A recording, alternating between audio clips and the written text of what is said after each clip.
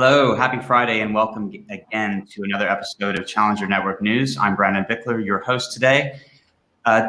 Pride Month 2021, we saw news feeds full of rainbow logos, messages of solidarity from companies who took to their social channels to show their support.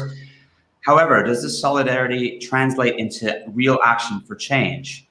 Popular information found that 25 so-called ally corporations had actually spent over $10 million supporting anti-LGBTQ plus policies in recent years. And as what we've explored many times on this show is that for decades, business leaders have known that a diverse workforce breeds creativity, innovation, ultimately better business performance.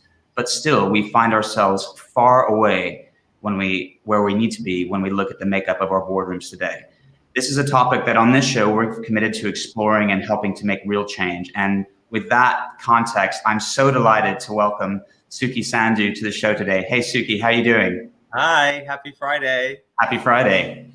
Suki, Suki, for those people who don't know you, is a recognized expert in talent, diversity, and inclusion. He's the CEO and founder of two companies that you're going to hear a little bit more about those. One is Audeliss, which is an executive search firm that I love, that seeks to level the playing field for diverse leaders to take on executive and non-executive roles and involve the inclusion people. As a consultancy and global network driving diversity and inclusion in business. You're also a patron for the Albert Kennedy Trust and a board director of Outright Action International, among many other things that you're involved with. Suki, it's a pleasure to have you here today. No, really great to be here. Thanks for having me, Brandon. Great. And I'd really also want to encourage anyone who's watching today to join in, ask us questions, join in the debate. We'd love to hear from you. And you can do that just by typing in the comments on whichever social media channel you're watching us through today. So Suki, it'd be great just to hear a little bit more about you to start things off, maybe. A little bit about your journey. What made you take action to set up, Involve, and Audeliss in the first place? Yeah, sure. So I set up Audeliss. Audeliss came first. So Audeliss is the executive search firm, and I created it over 10 years ago. And specifically because I've been in the world of exec search for 18 years, and I got to a point where I got really frustrated with chairmen and CEOs constantly wanting to hire women. I was like, women are really important. We've made loads of gender diverse appointments in the last 10 years, but we're trying to get these CEOs and chairmen to realize that diversity is more than gender. We were like, well, what about race? You have an entirely white leadership team, entirely white board. What about LGBT plus? You have an entirely supposedly straight board and leadership team, because it's right. You don't always know. So trying to get them to think more broadly on diversity and just recognizing that the pace of change was woeful in the C-suite and boardroom, that something needed to be done to try and accelerate it. Thus, Audeliss was born. We've got an incredible track record of diverse appointments. And Involve started like 2 years after Audeliss, because we were really conscious of making all these great appointments, but then how does that talent feel like when they land? Like, do they feel they belong? Are they being heard? So what can we do to support them to make sure that they're more included? So we do like talent programs, cross-company mentoring, and role modeling. They're the kind of key things that we do. Excellent. That makes a lot of sense. And is there something in your own experience that kind of inspired you to hold companies accountable for the diversity of their workforce? Was there something that you experienced which kind of really lit a fire under you for this topic? Well, I think it's more, I would say it's become even more important to me recently because I've got 5 nieces and nephews who are growing up in a world where it's not equitable. And it's made me even more determined to accelerate the pace of change we need to see, because I want them to join the workforce with the same opportunities as everyone else. But I would say, like, personally, I mean, I tick so many different boxes. I'm Indian, I'm Sikh, I'm British, I'm gay, I'm a middle child, I'm working class. The most interesting thing about me, or most weird thing, is that I was born and raised in a small town called Derby in the UK. Because everyone thinks I'm from London. But when you hear me say my vowels, I say up and path and grass, you know that I'm not that posh. So it's the one thing that I've experienced so many different backgrounds. I'm married to a German white Catholic guy. I've seen it when I was employed. I've seen prejudice and discrimination. I've seen the banter that puts people further into the closet. And actually, I think we just all have a responsibility to try and make sure that we create inclusive environments so everyone can be themselves. So I wouldn't say there's one particular thing, but I do think having nieces and nephews has made me even more determined. And that's happened, I would say, in the last 8 years, because the oldest is 8. So yeah, just realizing actually we need to create a better world for them. And I think business has a huge part to play in that. Yeah, I can only relate to that. I have three children, and it's amazing when you look at young people and it makes you so aware of the world that you're creating for them. And it makes it emotional. And I've always believed that to make real change, it has to be tied to emotion. It can't just be tied to intellect, where we understand the logic of things. It has to be tied to something we feel. Absolutely. And also remember, Brandon, with LGBT plus, there's a really horrible statistic. Something like 65% of openly LGBT graduates go back into the closet when they start their first job. Like, that is pretty shocking. And I think we have a lot of work to do where we need to make sure they're not going in the closet. Like one CEO recently asked me, why does your sexuality matter? Like, he's a big CEO of a big private equity firm. I won't say which one. And I said, well, you were throwing your heterosexuality in my face every time you speak because you talk about your wife. Like, it's the same. We want to be afforded the same privilege of being able to talk about what we did at the weekend, talking about our same-sex partners and what we did. It's not about the bedroom. It's about values and humanizing our experience in the workplace and normalizing it.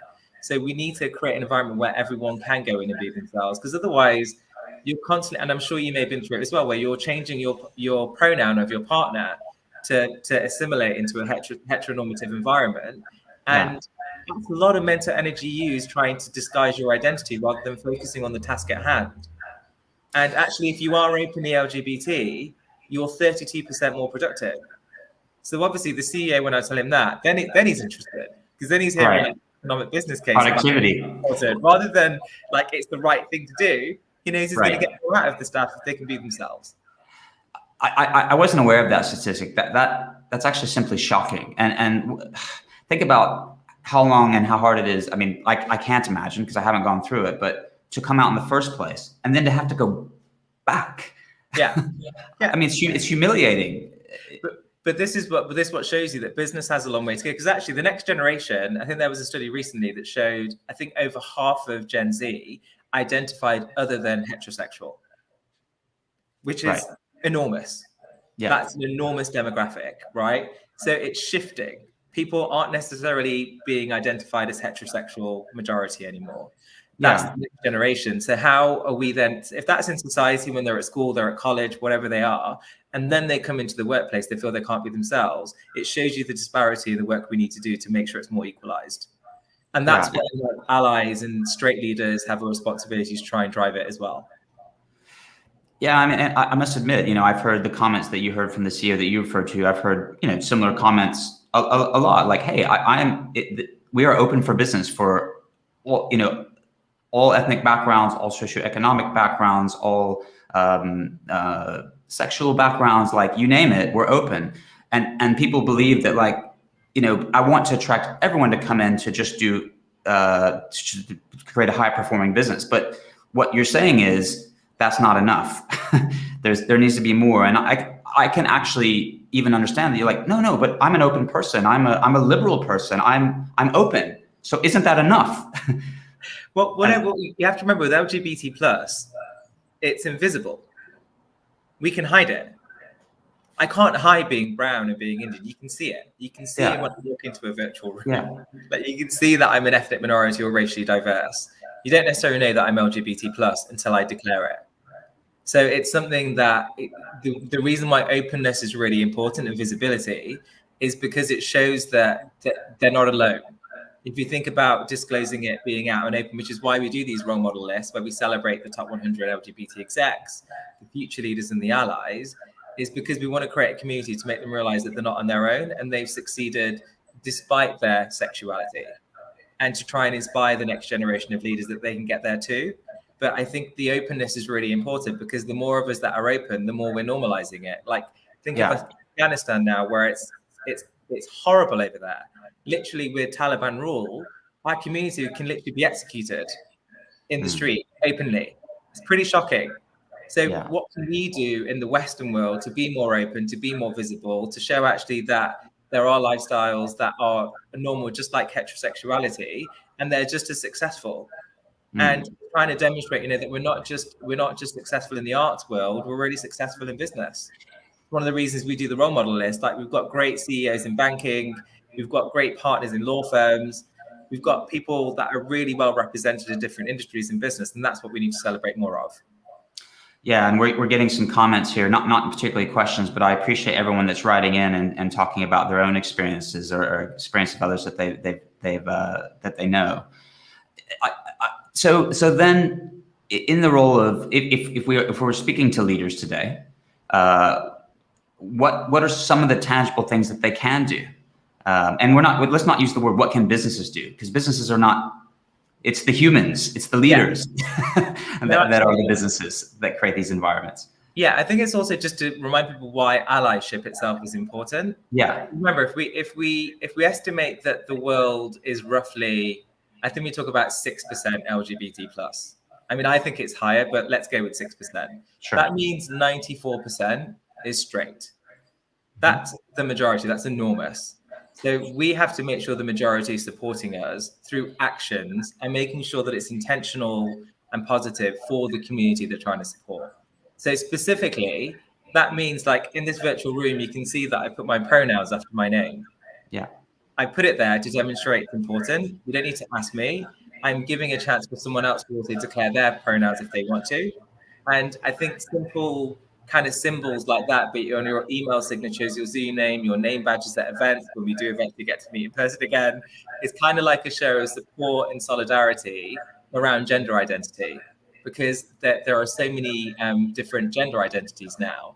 In fact, the streaming platform Deezer, the streaming platform like Spotify, but in France called Deezer.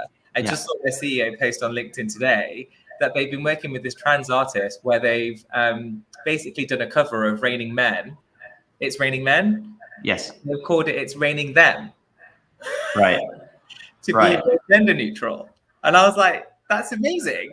Like, it's a very simple thing to do, but it's now made it more gender neutral for everyone. Particularly about Gen Z and the way they're identifying, they don't necessarily want it to be Raining Men, because they want it to be everyone.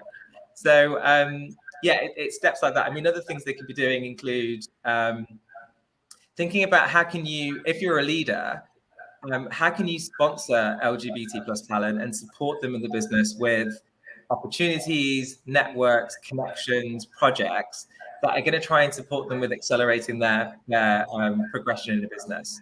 So rather than mentoring, which is really valuable as well in terms of giving them insights and guidance, sponsorship almost takes it one step further so that it's more impactful for the individual, particularly in their progress. And then the other thing as an ally is also around self-education. Like, what are you doing to learn more about the lived experience of LGBT plus people? How are you understanding what the terminology might be or the language that you should be using? And also to recognize that as an ally, you might make mistakes. And that is okay. Like, it's better to try and fail rather than be silent and do nothing at all. Yeah. I mean, there's so many things there. I mean, first of all, the sponsorship point we've explored on this show, actually, the importance of it. And it is not just mentorship. It's not just coaching. It's actually being proactive to put your arm around someone and help them make, go up and achieve something, give them the opportunities to show what they can do, help them build confidence, help them be themselves, and help, because I believe, I'm a strong believer that creativity plays an absolutely fundamental role in business. And you can't be truly creative if you're not open and you're not your true self. Because if you have a wall around you, there's no way that you're going to take chances. Well, that's a fundamental part of the diversity and inclusion business case. Is the more inclusive you are, the more creativity you harbor, the more innovation that happens. So it's crazy to not do it. I mean, there is so much research on why diversity and inclusion is important that it's almost a no-brainer that you need to do it. Agreed. And if you're not doing it, I kind of want to remind leaders and CEOs and chairs that actually it's just the right thing to do. Like, the research is all out there. Go and read the economic and financial business case if you need to. Like, it's already proven that it works, improves your bottom line as well. But actually, it's the right thing to do to think about people's well-being. And in a remote setting where everyone's working virtually, it's even more important. Because if you think about LGBT plus, where people might be going to work physically was their safe space. Not being at home, not being around housemates that might be a bit homophobic or transphobic or biphobic, not being around family members that might be not accepting of their lifestyle. Like going to work physically was their safe space. So when that's taken away from you in a pandemic, when it's a lockdown, which we've had over the last 18 months, we have to work twice as hard to make sure we're there to support them virtually, creating the virtual rooms, the safe spaces for them to actually congregate and share experiences and show that you actually care. So it just means that additional touch points need to be made. I have to be honest. So the inclusion topic is absolutely important. I think it's what many business leaders get wrong. I get it wrong. I mean, just to be honest about it. So I try my best, but I know I get it wrong sometimes. But it feels like we need to do even more than that. And it's kind of on this sponsorship point. And one of the things we do in our firm, for example, is we're trying to build a firm of entrepreneurs. We're trying to create high performance culture, high performance individuals that can go out and tackle the toughest problems of our generation, whether that be climate change or whatever we're facing. And there's some really, really critical problems to be solved in this world. So we know we play a role to prepare people to take that on. And it feels like we need to be proactive to make sure that the people coming through that funnel, getting that preparation, getting those opportunities to go make that difference in the world, almost feeding that funnel of like who's coming through. And that's that diverse. We got to make sure that we have that diversity flowing through at the very front end. Do you agree with that? Absolutely. I mean, when you talk about sponsorship, we did a CEO roundtable on Wednesday morning. And that was specifically around sponsoring Black talent, but the themes are very similar, whether it's Black talent, women, LGBT plus. And some of the biggest issues that came, obviously you don't know who was on that roundtable, so I'm not gonna shout calls, but I can give you some of the themes. One of the biggest challenges from the CEOs about sponsoring talent further down the career ladder to support this next generation that you're talking about is the fact with sponsorship, it does require an additional commitment, because it's not just mentoring where you're giving them advice. You're actually putting your neck on the line for that person to say, hey, I think Todd over there is fantastic. He's doing a great job in this project and we should think about him for the next one. Is that they don't have enough data points to know how good they really are because they're 3 steps removed.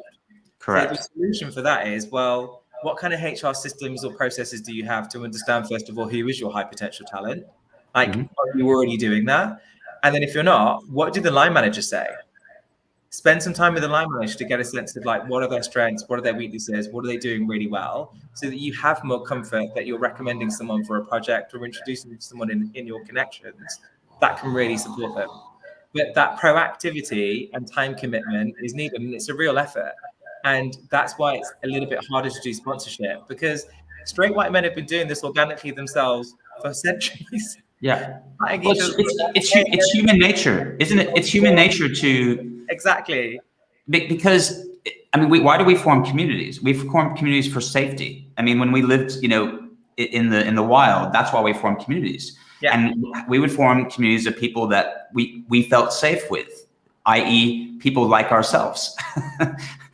And as soon as something different is introduced, there is this, I mean, maybe it's deep in our biology, I don't know, to see, foreign element, whether that's somebody that comes from outside or something different than I understand or something that I'm used to. And maybe the human response, the frontal lobe is, that's danger. I don't know. Well, it's more, I think it's more, with any kind of diversity, it's about building empathy. Yes. So when I talk about self-education, it's about building empathy and understanding around a demographic and their experiences. And that's why allyship is really powerful, because it's about building empathy. Even things like a reverse mentoring program where you might be matching some of your straight leaders with some LGBT plus future leaders, like they're understanding the lived experience of that individual because they're so different to them.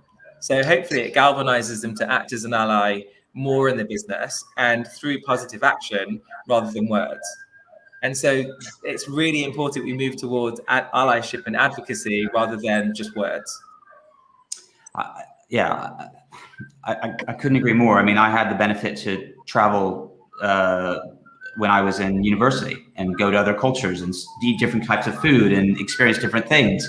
And, obviously that creates empathy. You start to understand the other human being, and back to that emotional tie.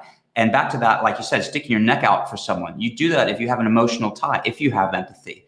If it's just a coaching relationship or you haven't created that connection, then you won't do that. And therefore people aren't supported and then they retreat. Is that the right way to understand it? Yeah, because you sometimes get some sponsors that say, oh, what if I don't get on with my sponsee? And I'm like, well, it's just like any other relationship. You need to professionally manage it. It doesn't mean you have to like the person you're working with. You just want to be invested into their career. So by all means, sponsorship is about supporting that person's career development proactively. So by all means, think of who another sponsor could be from the knowledge and data points you have about them that can support them. You don't just abandon them because you didn't like them or don't understand them. Because actually with LGBT+, remember, it's a really complex spectrum because there's the L, the G, the B, the T, and there's the plus. And the reason I say LGBT+ is to be more inclusive because there are so many letters after the T now. Even I, as an LGBT+ man, get confused with all the different identities that come up. And I'm from the community. So it's our responsibility to remember that all those letters have different challenges. Similarly, when you think about racial diversity, it's really complex because you've got Indian, Chinese, Black. When you break down Black, you've got African American, Caribbean, Ghanaian. It's a real range. And then trying to clump them all together can sometimes also be disadvantageous for the community. So because there are sometimes questions around, should the T be part of the LGBT+? Now, my thoughts are it should be, because they experience exactly the same prejudices and discrimination as the LGBT+ community. And we're stronger together, so we should be supporting each other. Yeah, absolutely. So we've got a question, and this one's for me, and I'm not going to shy away from it. I'm going to take it on. It's from a guy with a really cool name, Brandon. Hey, Brandon.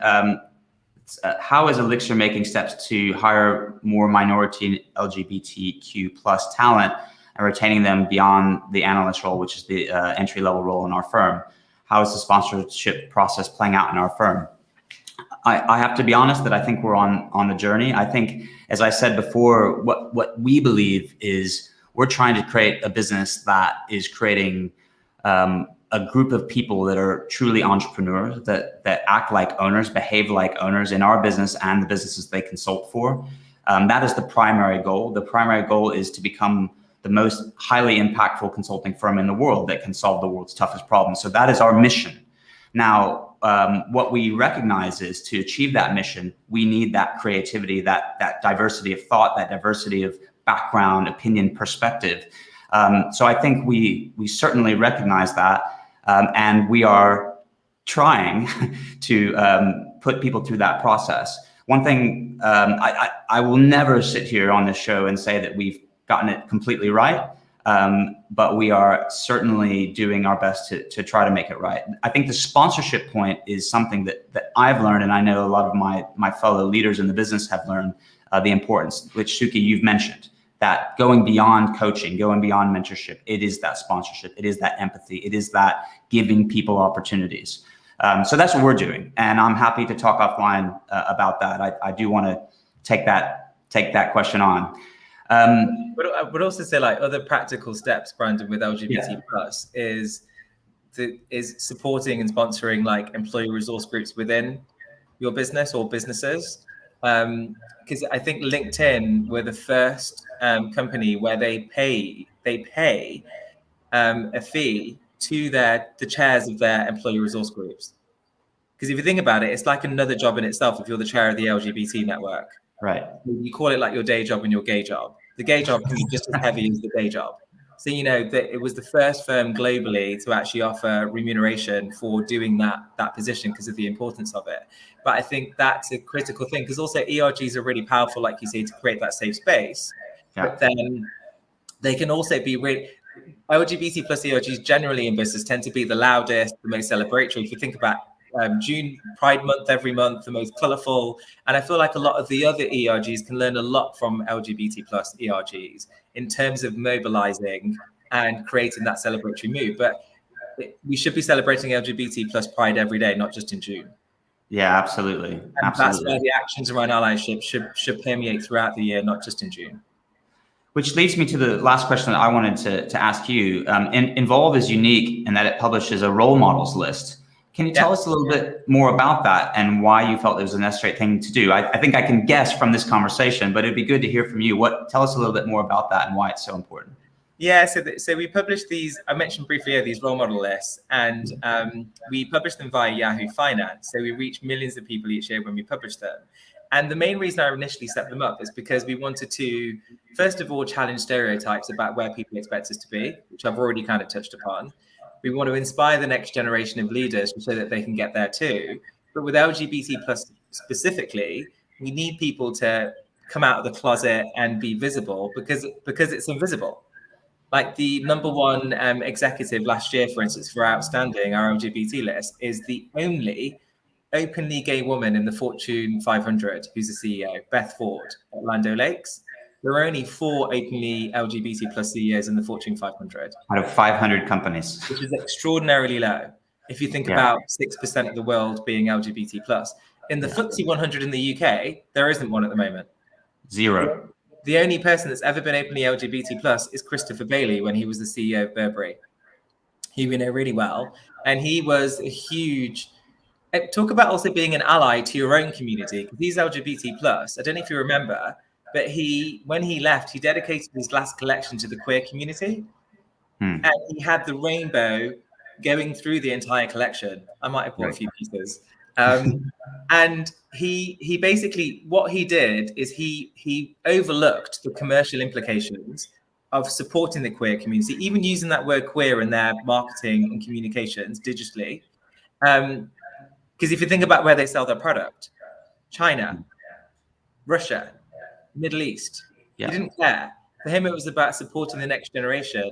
He also donated a large proportion where they made like a 6-figure donation to 2 big LGBT rights charities globally. Like that is putting your money where your mouth is. For him, it was about actually supporting it and being visibly supportive and getting the rainbow everywhere in the world. But the lists are really important. Actually, the nominations are open right now for Outstanding. So if there's anyone watching who they want to nominate their LGBT execs, future leaders or allies, please do so. Absolutely. And if there's any links, we'll be sure to provide them in the comments. In fact, I would ask if you weren't able to watch the show live today, but you watched the replay, please do continue to comment or ask questions. We'll be monitoring that and we'll continue to engage with you. Suki, it's all the time we have for today, but it's been an absolute pleasure to have you on. I just can't thank you enough for coming on. Really, really amazing what you're doing, making an impact. Well, thank you for having me. Really, love really it. I'm getting a bit of a hot flush. It's so warm here in Bournemouth, but you know, it makes sure you're celebrating Pride. You know, it's lots of Pride. It's Bournemouth. Yeah, absolutely. Yeah, rainbow fan with me. Love it. I love it. I love it. Well, have a fabulous weekend. Stay cool. I definitely will. And I want to thank everyone for watching. And again, we'll see you next time on Challenger Network News. Thanks again, Suki. Thanks a lot, Brandon. Thank you. See you later.